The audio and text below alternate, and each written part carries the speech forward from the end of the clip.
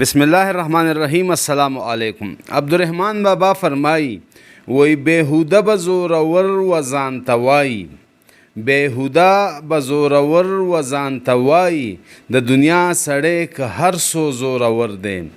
او وی هسې مه وایه چې زه یم په جهان کې، هسې مه وایه چې زه یم په جهان کې، پیدا کړی خدای د سر د پاسه سر دی.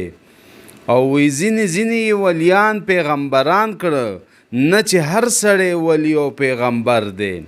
او وی جدانه قدر یو لال پکې پیدا شي، جدانه قدر یو لال پکې پیدا شي، نور جهان واړه د تورو کاڼو غر دی.